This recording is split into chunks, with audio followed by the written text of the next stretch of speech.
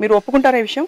కామం అంటే మీకు గుర్తొచ్చేది ఏంటి చెప్పండి? It is sex and basically the point ఏంటంటే మీరు చెప్పింది ఎంత కరెక్ట్. అది ఇప్పుడు సెక్స్ అనేది ఒక నేచర్లోంచి వచ్చింది. అది మనిషి క్రియేట్ చేయలేదు, ఒక పర్టికులర్ వ్యక్తి కానీ ఒక గ్రూప్ కానీ క్రియేట్ చేయలేదు.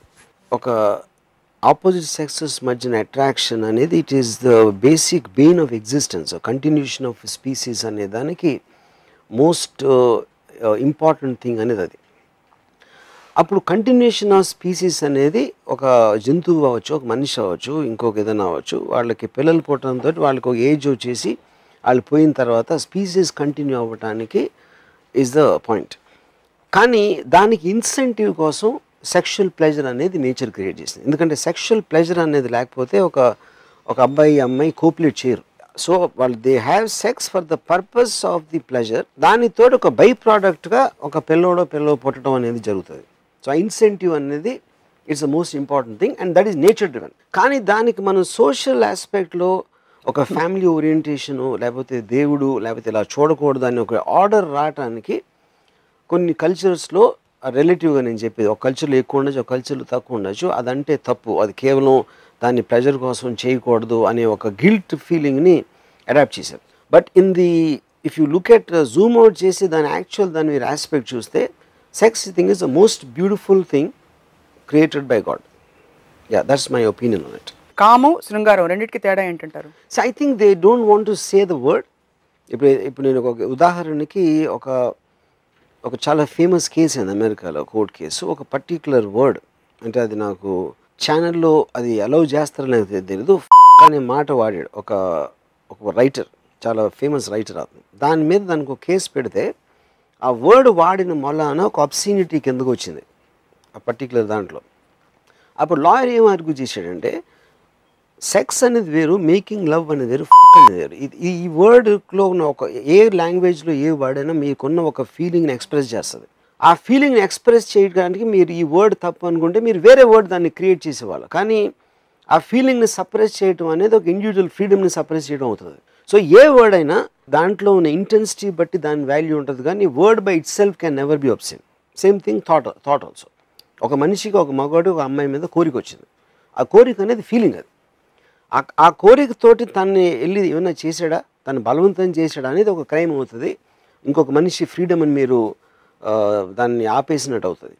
కానీ కోరిక అనేది ఫీలింగ్, అది పోవటం అనేది జరగదు. కోరికను కంట్రోల్ చేయటంలో మీకు ఒక బాధ్యత అనేది ఉంటుంది. కానీ ఆ కోరిక మీలో ఉన్నప్పుడు దానికి మీలో మీరు అనుభవించడం, ఆనందించడం అనేది తప్పు కాదని నా ఫీలింగ్. వర్మ గారు, మీరు ఎప్పుడైనా భయపడతారా? భయం అంటే ఏంటి మీకు? ఇప్పుడు భయం అనేది మీరు చెప్పినట్టు completely agree with that's the primary force I think which makes the whole world run. ఎందుకంటే మీకు మీ దగ్గర ఉన్నది అది పోతుంది, లేకపోతే ఎవరో తీసుకెళ్ళిపోతారో, లేకపోతే దాన్ని నాశనం చేస్తారు అంటే మీకు సంబంధించింది. అది ఒక మటీరియల్ కావచ్చు, ఎమోషనల్ కావచ్చు, ఫిజికల్ బాడీలీ హామ్ అవ్వచ్చు, లేకపోతే ఇన్సెక్యూరిటీ అబౌట్ ది ఫ్యూచర్ అవ్వచ్చు, మీ పొజిషన్, ఇలాంటి రకరకాల భయంతో మనం కంటిన్యూస్గా సెక్యూరిటీ కోరుకుంటాం. సో అది మీరు దేన్ని అంత పొజెసివ్గా ఆలోచించినప్పుడు మీకు భయం అనేది ఉండదు. అప్పుడు అంటే భయానికి కోరికకి ఒక డిఫరెన్స్ ఉంది. ఒక దాంట్లో Dzire is the root cause of sorrow అని బుద్ధ అనేది ఏంటి, అక్కడ మీకు లేని దాన్ని పొందటానికి ఉన్నదాన్ని కోల్పోవడానికి there is a fundamental difference which is where I think the difference comes you know. So అప్పుడు ఉదాహరణకి నేను ఒకసారి బాంబేలో నా 8th ఫ్లోర్ నేను నిద్రపోతాను. పొద్దున్న సడన్గా ఊగుతుంది బిల్డింగ్, ఒక 10 years బ్యాక్. నేను నిద్ర లేచేటప్పటికి ఆ షేక్ అవడం, అక్కడ ఏదో కాలుతుంది, అది చూసి అతుకువే కానీ అర్థమైంది నాకు. అది కిందకి పరిగెట్టాలా అనుకున్నాను, కానీ ఆ షేక్ అవడంతో అంత ఈ లోపల పడిపోతుంది అని అక్కడికి కూర్చుని ఇరిగినప్పుడు సౌండ్ ఎలాంటి సౌండ్ చేస్తుందని క్యూరియస్గా వింటున్నాను. అబ్సల్యూట్గా నాకు భయం లేదు. అంటే అది నార్మల్గా న్యాచురల్ అని చాలామంది అడిగితే ఇఫ్ ఇట్ ఈస్ ఇన్ఎవిటబుల్ 100% వెళ్ళిపోయిన పోతాం అన్నప్పుడు దానికి మళ్ళీ ఏంటి దాని గురించి భయపడేదని అప్పుడు నా మైండ్ డైవర్ట్ అవుతుంది. ఏది బిల్డింగ్ ఎలాంటి సౌండ్ చేస్తుంది ఇరిగినప్పుడు అనే దాంట్లో నా మైండ్ డైవర్ట్ చేసుకున్నాను. అది it is about a control. ఇంకొకడు బ్యారం అనొచ్చు, ఇంకోటి పరిగెత్తవచ్చు, ఇంకోటి ఏదైనా రకరకాలు వేరే రియాక్షన్స్ చేస్తారు. అప్పుడు అదేంటంటే మీకు ఒక డిగ్నిటీ, ఒక సెల్ఫ్ రెస్పెక్ట్, ఒక అండర్స్టాండింగ్, ఈ 3 కాంబినేషన్తో. అంటే ఉదాహరణకి అంటే నేను ఇది ఇప్పుడు మహాత్మా గాంధీ గారి వెనకాల ఒక పిచ్చుకోకను వదిలే అనుకోండి, గాంధీ గారు భయపడి పరిగెడతారా? అది నేను అసలు ఊహించలేదు అది. ఎందుకంటే గాంధీ గారికి ఉన్న స్టెబిలిటీ కానీ ఆయనకున్న కంపోజర్ కానీ ఒక అన్కంట్రోలబుల్ సిచ్యువేషన్లో అసలు ఆయన ఊహించలేను నేను. ఫర్ ఎగ్జాంపుల్ నేను చెప్తున్నాను, అప్పుడేంటి మేబీ మ్యాన్ లైక్ గాంధీ గారు ఒక కరిసేయమ్మా అంటే మరి దాని పళ్ళు నొప్పి పెడతాయేమో అని కూడా ఆలోచించవచ్చు. నేను అంత పెయిన్ ఉన్నా కూడా ఒకవేళ అంటే అప్పుడు ఒక చెంప మీద కొడితే ఇంకో చెంప చూపించమనే ఫిలాసఫీ అనేది అక్కడి నుంచి ఒక చేయి కొరికించుకుంటే ఇంకో చేయి కూడా కొరికించుకుంటారని సేమ్ థింగ్ ఎగ్జాక్ట్లీ. సో ఆ భయానికి లింక్ ఎక్కడ పెడుతున్నానంటే ఆ భయంతో మీరు చేసేది ఏదైతే మీ మనసులో మీకు ఒక సెల్ఫ్ రెస్పెక్ట్ తగ్గిపోయి డిగ్నిటీ తగ్గిపోయి మీరు చేయకూడదని చేయాల్సి వస్తుంది అనే రియాక్షన్ ఇష్టం లేని వాళ్ళు భయపడరు. వర్మ గారు మీరు గొప్పవారా కాదా అంటే ఇప్పుడు గొప్ప అనేది నా ఉద్దేశంలో వేరే వాళ్ళ దృష్టిలో ఉంటుంది. అంటే ఇప్పుడు గొప్ప ఏంటి అనే దానికి చాలామంది మనుషులకి మీనింగ్ తెలియదు. వేరే వాళ్ళందరూ గొప్ప అనుకుంటే వాళ్ళు గొప్ప అనుకుంటారు. అంటే ఉదాహరణకి రసూల్ పెకుటీ అనే సౌండ్ ఎఫెక్ట్స్ తనకి ఆస్కార్ అవార్డు వచ్చింది, స్లమ్ డాగ్ మిలియనర్. తన మీద పుస్తకాలు రాశారు భారతదేశం. రెహమాను రసూల్ పెకుటీకి ఆస్కార్ అవార్డు వచ్చింది. చాలామంది హ్యాపీ ఫీల్ అయ్యారు, న్యూస్ పేపర్లు ఇంటర్వ్యూస్ వచ్చినాయి అందరూ. నేను ఈ మధ్యన ఒక 6 months బ్యాక్ ఒక అతను కలిశాను, ఎవరో సమ్ గై, కొంచెం ఇండస్ట్రీ కొంచెం రిలేటెడ్. అతను హైవే సినిమా చూశాను, ఎలా ఉంది అన్న సినిమా బాగుంది, రసూల్ పెకుటీ డిడ్ ఎక్స్ట్రాడినరీ వర్క్ అన్నాడు. నేను ఎన్ని సినిమాలు చూస్తావు వారానికి అన్నా? 2 సినిమాలు చూస్తాను. సో 2 సినిమాలు వారం అంటే నెలకి 8, 6 నెలల్లో నియర్లీ 50 సినిమాలు చూసి ఉంటాం. 50 సినిమాల్లో సౌండ్ ఎఫెక్ట్స్ బాగాలేని సినిమా ఏదన్నా నీకు గుర్తుందా అన్న? లేదు. రసూల్ పెకుటీకి 2009లో ఆస్కార్ వచ్చింది సౌండ్ ఎఫెక్ట్స్ బెస్ట్ అని. అంతకుముందు సౌండ్ ఎఫెక్ట్ అవార్డు ఆస్కార్లో ఉందా లేదా నేను ఎప్పుడు అసలు నోటీస్ కూడా చేసి ఉండవు. ఓకే, స్లమ్ డాగ్ మిలియనర్కి ఒకవేళ ఆస్కార్ సౌండ్కి రాకపోయి ఉంటే నువ్వు చూసి ఏంటి సౌండ్ ఎఫెక్ట్లు ఇవ్వలేదు అని అనుకునేవాడువా? అసలు నోటీస్ చేసేవాడా సౌండ్ ఎఫెక్ట్స్ ఏంటి దాంట్లో ఉన్నాయని? కేవలం ఎవరో ఒక అవార్డు ఇచ్చారు కాబట్టి నువ్వు గొప్ప అని ఫీల్ అవుతున్నావు, కానీ నీకు తెలియదు ఆ గొప్పతనం ఏంటో. That is the truth of everybody. ఎవరు ఎందుకు గొప్ప అనేది 95%కి తెలియదు, వేరే వాళ్ళు ఇచ్చే ఆపాదించడం నుంచి వస్తుంది. యూనో, సో ఇప్పుడు సేమ్ దాంట్లో ఎంఎఫ్ హుస్సేన్ పెయింటింగ్ రోడ్డు మీద ఎవరు తెలియకుండా ఫస్ట్ టైం తను గీసి ఉంటే 10 రూపాయలకి అడగకుండా చిన్నపిల్లలు గీసిన బొమ్మలా ఉంటుంది. ఎంఎఫ్ హుస్సేన్ అనే బ్రాండ్ అటాచ్ అయ్యేటప్పటికి 30 లక్షల 40 లక్షల కోటి రూపాయలు కొంటారు. This more or less is for everybody. ఇది ఆర్ట్స్కి సంబంధించింది. అంటే మీకు వర్క్ అనేది తెలియదు, సౌండ్ ఎఫెక్ట్స్ అనేది అసలు ఏంటనేది తెలియదు చాలామంది. Mixing engineer sound, background music, dialogue, sound effects mix చేసి ఒక దానికి మీకు ఫైనల్ ఎఫెక్ట్ వస్తుంది. యాక్చువల్ అవార్డు మిక్సింగ్ ఇంజనీర్కి ఇవ్వాలి, అది తెలియదు ఎవరికి. మిక్సింగ్ ఇంజనీర్ అనేది ప్రైమరీగా అప్పుడు అవార్డులు పెట్టినప్పుడు అది లేదు కాబట్టి అది లేదు. Basically what you saying is art forms లో కొలమానాలు ఉండవు కాబట్టి వేరే వాళ్ళు చెప్తే అది క్రిటిక్స్ చెప్పారా, అవార్డు ఇచ్చారా, లేకపోతే పలానా గవర్నమెంట్ నంది అవార్డు ఇచ్చిందా, లేకపోతే ఇలాంటి ఆర్ట్ అందుకని అవార్డ్స్ అనేది వాటన్నిటికీ అంత ఇచ్చేది ఏంటంటే ఎవరో ఒక కొలమానం, నాకు అవార్డు వచ్చింది, నాకు ఇంతమంది నాకు ఒక సాల్వా కప్పారు, లేకపోతే ఆయనకి సాల్వా కప్పారు కాబట్టి ఆ బేసిస్ మీద మీకు గొప్ప అనేది. ఇప్పుడు ఉదాహరణకి నేను శివ తీసినప్పుడు మా ఇంట్లో మా అత్తయ్యలు వాళ్ళందరూ కూడా నేను గొప్ప డైరెక్టర్ అని వాళ్ళు ఫీల్ అవ్వాలి. చిరంజీవి గారు నాకు ఫోన్ చేసి మాట్లాడుతున్నారు, జేడి చక్రవర్తి ఇంటికి వస్తాడు, ఎందుకు జేడి చక్రవర్తి స్క్రీన్ మీద కనిపించాడు. ఆ స్క్రీన్ మీద కనిపించిన మనిషి రామ్ గోపాల్ వర్మ మా గ్రామం ఇంటికి వచ్చి తనతో మాట్లాడతాడు అనే దాంట్లోంచి నేను గొప్పవాడిని అనేది వాళ్ళకి అర్థమైంది. ఎందుకంటే దట్ ఈస్ ద పర్సెప్షన్. ఎందుకంటే వేరే పర్సెప్షన్ కావాలి మీకు ఎప్పుడైనా, మీకంటూ ఒక పర్సెప్షన్ ఉండదు. That is the basic point of majority ఇదే నడుస్తుంటారు. This what is happening. Correct. So కాబట్టి సొసైటీ గొప్పవాళ్ళు అని ముద్రలు వేసేవాళ్ళు, అందుకని మనకి వాళ్ళకి తెలియదు కాబట్టి ఏది గొప్ప ఒక పర్సెప్షన్ క్రియేట్ చేయాల్సిన అవసరం ఉంది. ఏది మనకి గొప్ప అవసరం లేదు, ఒక ఫిజికల్ ఆస్పెక్ట్ ఉంది, ఆడికి చాలా డబ్బు ఉంది, డబ్బు అనేది మన కొలమానం ఉంది, ఒక ఎబిలిటీ ఉంది, ఆడు భలే పరిగెట్టగలుగుతాడు, ఫ్యాంటాస్టిక్ అథ్లీట్ అంటే మీరు చూస్తున్నారు పరిగెత్తాడు, అదొక ఫిజికల్ క్వాంటమ్ ఉంది కాబట్టి అక్కడ మీకు కన్ఫ్యూజన్ ఉండదు, మీకు అంటే రిలేటివ్గా కంపారిటివ్లో ఆస్పెక్ట్లో వచ్చేస్తుంది. అది లేనప్పుడు ఇంకొక పరిస్థితి. ఇప్పుడు బంగారం వాల్యూ, రత్నం, వజ్రం వజ్రం ఇంత ఖరీదు అని చెప్తే అప్పుడు మీకు దాని వాల్యూ ఉంటుంది. ఆ వజ్రం ఎవరు కొనకపోతే మీకు రోడ్డు మీద దొరికింది అనుకోండి, దానికి వాల్యూ ఉండదు. సో అది మనుషుల పేరు అవ్వచ్చు, ఒక వస్తువు అవ్వచ్చు, ఒక ఆర్ట్ అవ్వచ్చు, అన్నిటికీ కూడా దట్ ఈస్ ద పాయింట్. అమ్మగారు, మీ నక్షత్రం, జన్మ నక్షత్రం మాకు చూపిస్తే, మీ జాతకం మేము చూపించి ఫ్యూచర్ ఎలా ఉంటుందో చెప్తాం. థ్యాంక్స్. ఒకటి నా జన్మ నక్షత్రం నాకు నిజంగా తెలియదు, 1 పాయింట్. అండ్ 2వ పాయింట్ అంటే నాకు దాని బ్యాక్గ్రౌండ్ కూడా తెలియదు ఎక్కువ. అంటే ఇప్పుడు ఆ నక్షత్రం అంటే ఆ నక్షత్రం మెరిసినప్పుడు పుట్టి ఉంటానా నేను కానీ ఎవరు what is the significance I don't know. మీరు పుట్టినప్పుడు ఆ ఘడియల్లో, ఆ అమృత ఘడియల్లో మీరు పుట్టారు కాబట్టి ఆ టైంలో నక్షత్రం ఏది బలంగా ఉందో ఆ నక్షత్రం కింద మీరు పుట్టినట్టు అన్వయించుకుని, కావున ఆ నక్షత్రానికి ఉండే ప్రభావంతో పాటు మీ ఇతర అంశాలు కూడా జోడించి ముడిపడి మీ జాతకం ఫామ్ అయింది. అది అంటే ఇన్ అదర్ వర్డ్స్, ఆ నక్షత్రం బలంగా ఉన్నప్పుడు ఎన్ని జీవరాశులు పుట్టాయో, మనుషులు అవ్వచ్చు, జంతువులు అవ్వచ్చు, వాళ్ళందరికీ అదే జాతకం ఉంటుందా? అంటే కొన్ని పరిస్థితులు, అలైన్మెంట్, జియోగ్రఫికల్ లొకేషన్ లాంటి ఇతర డీటెయిల్స్ని బట్టి కొంచెం ఫంక్షన్స్ మారుతాయి అన్నమాట. Fine, okay. సో ఈ లెక్కన ఎప్పుడైనా మీరు మీ జాతకం చూపించడానికి మీరు కానీ మీ మీద బెంగ పెట్టుకున్న వాళ్ళు కానీ వెళ్ళారా? ఇప్పుడు నాకు ఎర్లియస్ట్ మెమరీ, ఇప్పుడు చిలక జోస్యం ఉంటారు. చిలక జోస్యం ఫస్ట్ టైం నేను అబ్జర్వ్ చేసింది ఆల్మోస్ట్ ఆ చెప్పిన ఒక 10 విషయాలు చెప్తే 6 కరెక్ట్ ఉంటాయి. I was quite surprise. First time నాకు కాన్షియస్గా నాకు ఏ ఏజ్లో నేను అది చూసానో గుర్తులేదు. లేటర్ ఐ రియలైజ్ అది ఎందుకంటే మనుషులందరికీ సేమ్ ఉంటాయి. ఇప్పుడు మీ ఫ్రెండ్ మిమ్మల్ని నమ్మిన వాళ్ళే మిమ్మల్ని మోసం చేశారు అంటే అరే బలి తెలిసిపోయింది తిరిగి అనుకుంటాం, కానీ నమ్మిన వాళ్ళే మోసం చేస్తారు. ప్రతి మనిషికి జరుగుతుంది. కానీ నా ఒక్కడికే జరిగింది అని మనం అనుకుంటాం కాబట్టి అరే బలి చెప్పేసాడే ఈ జోషుడు అంటారు. సేమ్ థింగ్ ఎక్స్టెండ్స్ టు వార ఫలాలు వస్తాయి కదా, దిన ఫలాలు, వార ఫలాలు, వాట్ ఎవర్ దట్ ఈస్. ఆ వారంకి మీరు మిమ్మల్ని అర్థం చేసుకునే వాళ్ళు చాలా తక్కువ అంటారు. ప్రతి ఒక్కరికి ఫీల్ అవుతారు. ఉసామా బిన్ లాదెన్ నుంచి జార్జ్ బుష్ వరకు అదే అనుకుంటాడు, అని అర్థం చేసుకోవట్లేదని. సో ఏదేది మీ మనసుకు నచ్చుతుందో మీరు, నాకు రాశులు నాకు తెలుగులో తెలియదు, యారీసో, సైజిటేరియసో, లేకపోతే క్యాప్రికాన్, ఇవన్నీ ఏ అయితే ఉన్నాయో మనందరం ఏం చేస్తామంటే ఉట్టి మన వారఫలం చదువుతాం, మన నక్షత్రం, what ever that is called, మన సన్ సైన్. వేరే వాళ్ళే చదవం. ఆడ బేసిక్గా మీరు అగ్రిగేట్ తీసుకుంటే అందరికీ సేమ్ ఉంటుంది.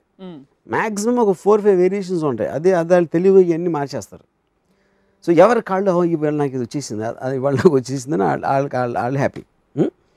అప్పుడు ఏంటి, మీ ఈగోని సాటిస్ఫై చేయడానికి అందరికీ అలాంటి సిమిలర్ ప్రాబ్లమ్స్ ఉంటాయని మీరు తెలుసుకోలేని ఈగోలో ఉన్న కారణం వలన ఇలాంటి ఈ సన్సైన్ ప్రిడిక్షన్స్ అనేది వర్కౌట్ అవుతాయి. ఇంతకుముందు వచ్చినాక అన్నారు థైస్ అనే పదాన్ని నేను మొత్తం ప్రపంచం అంతా అనుకునేటట్టుగా చేశాను మొత్తానికి.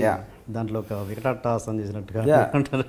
ఎందుకంటే కొన్ని వర్డ్స్ మనం బయట ఇద్దరు ఒకళ్ళొకళ్ళు ఉన్నప్పుడు అనుకుంటాం. ఎప్పుడైతే ఒక ప్లాట్ఫామ్ మీద బహిరంగంగా అనేసాడో అది ఇంకా that becomes a part of the normal word, part of the culture. అందుకని ఇవాళ నేను బాంబేలో ఇన్ని ఇంటర్వ్యూలు చేశాను గన్స్ అండ్ థైస్ గురించి. ప్రతి ఈవెన్ ఫీమేల్ యాంకర్స్ వాళ్ళు కూడా గన్స్ అండ్ థైస్ కా నామ్ కా వెబ్ సిరీస్ बनाया రామ్ గోపాల్ వర్మ ने గన్స్ అండ్ థైస్ కా పీछे क्या ఇప్పుడు. సో థైస్ అనేది ఒక నార్మల్ వర్డ్ అయిపోయింది టీవీలో మాట్లాడడానికి, టీవీలో కానీ ఎనీ ప్లాట్ఫామ్లో మాట్లాడడానికి, మొత్తం డిస్కషన్స్లో.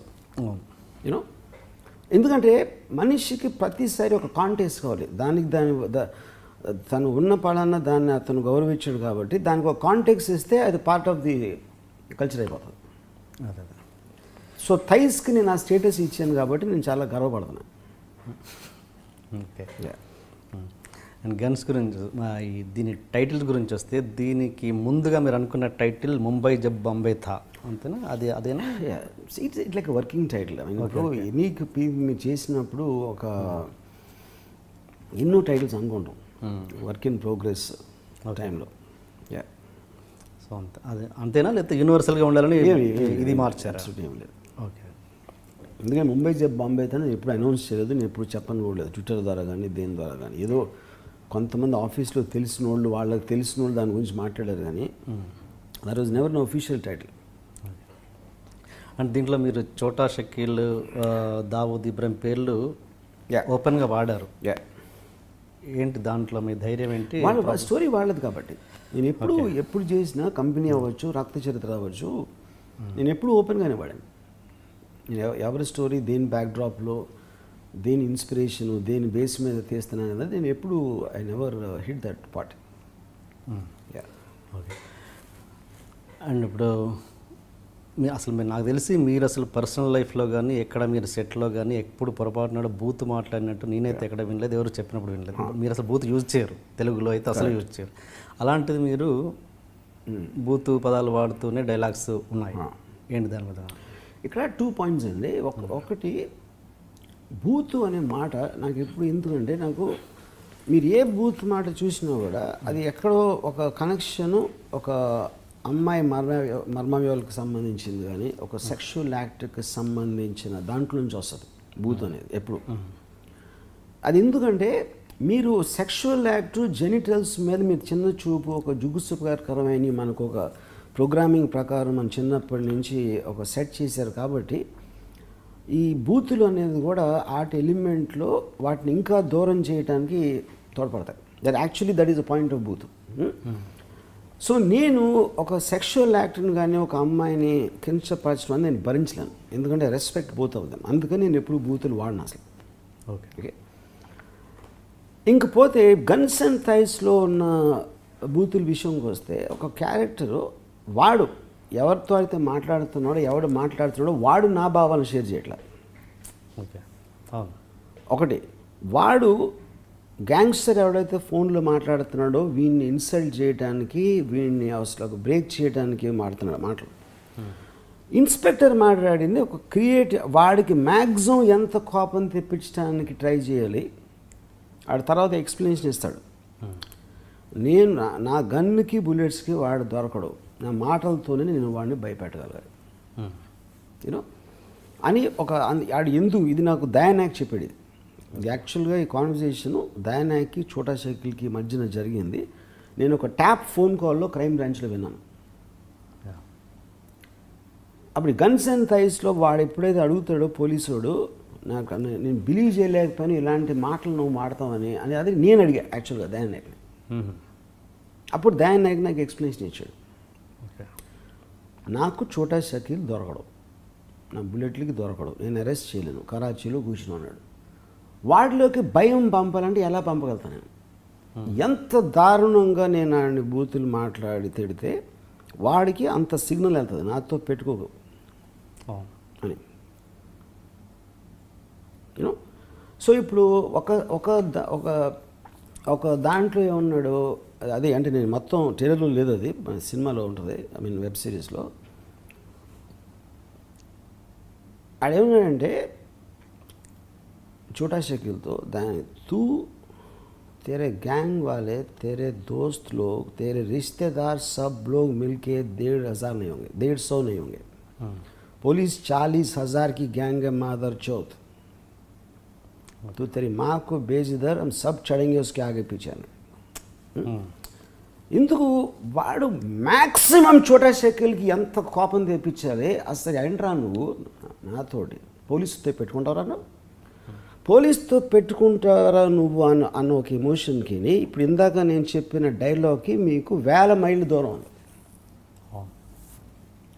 వాడిని భయపెట్టడానికి, ఉనిగిపోయేలా చేయటానికి చాలా ఆలోచించి మాడిన మాటలే. అందుకని ఆ కామ్నెస్, షకీల్ అనేవాడు కోపంతో మాట్లాడుతున్నాడు, వీడు కామ్గా ప్రతి వర్డ్ క్లియర్గా ఉచ్చరించి మాట్లాడుతున్నాడు ఈ కాప్ క్యారెక్టర్. ఎందుకు? He wants to create a psychological impact on him. Okay. So నేను బూతులు మాట్లాడకపోవడానికి నాకు అసలు బూతులు అంటే ఏంటి, నా మీనింగ్ ఏంటి, వాడు ఎక్కడి నుంచి వచ్చిందని నా అవగాహన డిఫరెంట్. గన్స్ అండ్ థైస్ సినిమాలో దాంట్లో ఈ కాప్ ఎందుకు మాట్లాడుతున్నాడో దాని వెనకాల ఉన్న సైకాలజీని అండర్స్టాండ్ చేసుకుని యూజ్ చేయడానికి ఇవన్నిటికీ ఫండమెంటల్ డిఫరెన్సెస్ ఉన్నాయి. ఓకే. అంటే ఈ డైలాగ్, ఈ పర్టికులర్ డైలాగ్స్ అతని పేరు అంటే దయానాయక్ ద్వారా విన్నాను అని అంటున్నారు. ఏంటి ఆయనకు మీకు అంత క్లోజ్నెస్? నాకు కాప్స్ చాలామంది తెలుసు. ఇప్పుడు పోలీసులతో ఉంటాను, ఎన్కౌంటర్ కాప్స్ కానీ, ఎక్స్ గ్యాంగ్స్టర్స్ కానీ, మిడిల్ మెన్ ఉంటారు వాళ్ళు చెక్ చేసాడు. వాళ్ళందరితో నేను మాట్లాడి నాకున్న ఇంట్రెస్ట్లో సేకరించిన ఒక ఇన్ఫర్మేషన్ నుంచి నేను actually I'm able to make guns and thighs. అయితే నాకు ఎట్లా ఉంటుంది ఇన్ఫర్మేషన్? అదే అంటున్నాను నేను, అనేది వాళ్ళకి మీతో ట్రావెల్ అవ్వాలి, వాళ్ళకి నేనంటే ఇష్టం. నేను ఇష్టం అంటే నేను నన్ను పెళ్లి చేసుకుంటాను కాదు, అది కాదు నా పాయింట్. ఇష్టం అంటే నేను అడిగిన లాంటి క్వశ్చన్స్ వాళ్ళని ఎవరు అడగరు ఎప్పుడు. ఓకే. ఫర్ ఎగ్జాంపుల్, నేను సదానంద్ దాతే అని ఒక చాలా ఫేమస్ పోలీస్ ఆఫీసర్ ఉన్నారు బాంబేలో. మన 26/11 అటాక్స్లో కూడా తనకి దెబ్బలు తగిలినాయి కమ్ హాస్పిటల్లో. నేను ఒకరోజు ఆయనతో కూర్చుని, నాకు మీ గురించి మొత్తం నేను తెలుసుకోవాలండి అన్నాను. అంటే నేను నాగ్పూర్లో పుట్టాను, ఈ స్కూల్కి వెళ్ళాను. అంటే మీరు ఎక్కడ పుట్టారు, ఎక్కడ పెరిగారు, ఏ స్కూల్ నాకు అవసరం లేదు. ఫస్ట్ టైం మీ లైఫ్లో పోలీస్ అనే మాట ఎప్పుడైనా మీకు గుర్తున్న మీ మెమరీలో, మీరు ఇవాళ ఎంత పెద్ద పోలీస్ ఆఫీసరు, మీ చిన్నప్పుడో ఎప్పుడో మీ స్కూల్లో నాకు తెలియదు, పోలీస్ అనే మాట ఫస్ట్ టైం మీరు అన్నది మీకు గుర్తుందా? నాకు క్వశ్చన్ చాలా అడిగాను. ఆ టోటల్ అయిపోయిన తర్వాత ఆయన నా లైఫ్లో ఎప్పుడు ఇలాంటి క్వశ్చన్స్ ఎవరు అడగలేదు, ఎందుకంటే ఆయనే మర్చిపోయారు అసలు యాక్చువల్గా. ఓకే. సో ఇలాంటి క్వశ్చనింగ్ ప్రాసెస్లో నాకు చాలా కాన్ఫిడెన్షియల్ అయిపోతారు వీళ్ళు. ఓకే. ఇప్పుడు నేను ఒక షూటరు తిహార్ జైలు నుంచి కన్విక్షన్ పూర్తి వచ్చిందని మాట్లాడినప్పుడు, నువ్వు ఫస్ట్ మర్డర్ చేసిన రోజు రాత్రి ఎన్ని గంటలు నిద్రపోయావని అడిగాను. అలాంటి క్వశ్చన్స్ అడగడం వల్ల ఏమవుతుందంటే వాళ్ళ మనసు లోతుల్లోకి వెళ్ళిపోతారు. వాళ్ళ ఎమోషనల్ స్టేటు, వాడు అప్పటి వరకు ఏమాడు ఆలోచించాడు, వాడు అంతవరకు ఆలోచించినవి కూడా వాడి లోపల నుంచి బయటికి రాగలిగే ఒక పద్ధతిలో నేను క్వశ్చన్ చేస్తున్నాను. దాని వల్ల వాళ్ళు ఎవ్వరికీ చెప్పని నాకు చెప్తారు. చెప్పనంటే చెప్పకూడదని కాదు, అది సీక్రెట్లు అని కాదు, అది వాళ్ళు కూడా ఆ దృష్టితో ఆలోచించలేదు అంతవరకు వాళ్ళు ఎప్పుడు. సో ఇది నాకు ఒక అబ్నార్మల్ సిచ్యువేషన్స్ కానీ, ఒక అన్ఇమాజినబుల్ కైండ్ ఆఫ్ ఒక ఎక్స్పీరియన్సెస్ కానీ వాటిని సాక్రిఫైస్ అనేది నాకు always was very interested. And that is the reason I became a film maker first of all. అంటే శివ కంటే ముందు కూడా? ఇప్పుడు కూడా. శివ కన్నా ముందు నేను రౌడీలతో ఉండేవాడిని ఇప్పుడు. ఓకే. దేశభక్తి అంటే మీకు ఫస్ట్ గుర్తొచ్చేది ఏంటి? దేశభక్తి ఇప్పుడు ప్రతి ఒక్కరు మాట్లాడాడు. అంటే ఆల్మోస్ట్ నాకు స్కూల్ డేస్లో ఫస్ట్ టైం మనం ఒక జెండాను చూసి దానికి సెల్యూట్ చేసి అక్కడ నుంచోబెట్టి పాట పాడించి దేశభక్తి గురించి అక్కడి నుంచి స్టార్ట్ అవుతుంది అది. ఆ రోజు నుంచి ఇప్పటి వరకు నాకు అసలు అది ఏంటో అర్థం కాలేదు, ఏంటి దేశభక్తి అనేది. ఇదే పాయింట్ ఏంటంటే, ఒక ఉదాహరణ చెప్తాను మీకు. నాకు తెలిసిన ఒకడు రాజేష్ అన్న ఫ్రెండ్ ఉన్నాడు. ఆడు ఇంకా అసలు ఇండియా లవ్ మై కంట్రీ అని చెప్తూ ఉంటాడు. నువ్వు లవ్ మై కంట్రీ అంటావు, నువ్వు దేశం అంటే కంట్రీ అంటే ఏంటి? అది రోడ్లా, నీ పక్కింటి రోడ్లు, ఎదురింటి రోడ్లా, లేకపోతే నీకు తెలిసిన వాళ్ళ, నీకు తెలియని వాళ్ళు కూడా. నువ్వు పొద్దున్న లేస్తే పాలిటీషియన్లు తిడతావు, నీతో పనిచేసే వాళ్ళని తిడతావు, 100 మందిలో 98 మందిని నీకు తెలిసిన వాళ్ళు తిడతావు, మిగతా వాళ్ళు నీకు తెలియదు. ఇవన్నీ తీసుకుని దేశం అంటే మాత్రం నీ భక్తి అంటావు. అంటే ఏంటి దేశం అంటే? సపోజ్ ఒక చిన్న I will ask you one more question. ఒక చాలా మంచి సర్వే, ఒక సైంటిఫిక్గా చాలా ఆర్గనైజ్గా జరిగిన సర్వేలో పాకిస్తాన్ వాళ్ళు అందరూ చాలా మంచివాళ్ళు, ఇండియన్స్ అందరూ చెడ్డోళ్ళు అని వచ్చింది అనుకో, వీఆర్ జస్ట్ హైపోథెటికల్లీ టాకింగ్. అప్పుడు నువ్వు పాకిస్తాన్ ఎక్కువ ప్రేమిస్తావు, ఇండియాని ఎక్కువ ప్రేమిస్తావు? అప్పుడు నువ్వు మంచితనాన్ని ప్రేమిస్తావు, లేకపోతే దేశం అంటే మట్టిన ఉంటే బార్డర్ ఉంది కాబట్టి? ఇప్పుడు నువ్వు ఇండియాని ప్రేమించి పాకిస్తాన్ని ద్వేషిస్తే, ఒకవేళ రేపు పొద్దున్న ఏదో జరిగి ఇద్దరు కలిసిపోతే పాకిస్తాన్ కూడా ప్రేమిస్తావు. So I don't think they don't understand also what they are talking. ఇంకోటి ఏమన్నాను, సరే ఇప్పుడు నీకు నీ జీతం ఒక 50,000 ఉంది, రేపు పొద్దున్న నీకు అమెరికా నుంచో వేరే ఇంకో దేశం నుంచో 5 లక్షలు నెలకు సంపాదించే ఒక జాబ్ వచ్చింది. వాళ్ళు నీకు ఎక్కువ వాల్యూ ఇస్తున్నారు, నీ దగ్గర కూడా ఎక్కువ డబ్బు వస్తుంది. అలాంటప్పుడు ఇండియా వదిలి వెళ్ళిపోతావా? ఇండియాకి ద్రోహం చేసి వెళ్ళి వాళ్ళ కోసం పని చేస్తావా? లేకపోతే అదే పాయింట్. అదే మీరు ఇండియా నుంచి దేశాన్ని ప్రేమించడం, మన దేశాన్ని సౌభిక్షం చేయడానికి, ఇంకా పెంచడానికి, అడ్వాన్స్ చేయడానికి మీరు శ్రమ పడాలి. ఎవరినన్నా ప్రేమించేది, ఇప్పుడు ఒక పిల్లల్ని ప్రేమిస్తారంటే పిల్లలకి వాళ్ళు ఎంత పెద్ద అవుతారు, దానికోసం మీరు ఎఫర్ట్ పెట్టడం అనేది పాయింట్ అక్కడ. సో అప్పుడు దేశాన్ని ప్రేమించడం అంటే ఏంటి? What is it that you are doing, you? Know so the moment benefit ఎక్కువ వస్తుందని మీరు పరదేశానికి వెళ్ళి వాళ్ళ కోసం పనిచేస్తున్న దేశభక్తి ఎలా అవుతుంది? ఒక point. 2 point, you are doing it for money, which means నీ స్వార్థం కోసం చూసుకుంటున్నావు. దేశంలో ప్రజలు దేశం ఏమైపోయినా నీకు పర్వాలేదు. అలాంటిప్పుడు దేశభక్తి ఉందని ఎలా చెప్తావు? సో మీ పాయింట్ ఏంటి, దేశభక్తి అంటే జనానికి తెలియదు,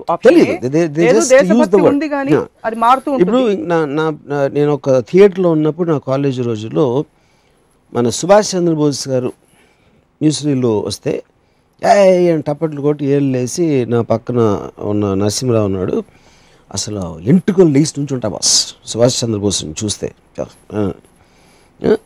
అంటే ఏం చేశారో తెలుసా నీకు? సుభాష్ చంద్రబోస్ అని తెలియదు.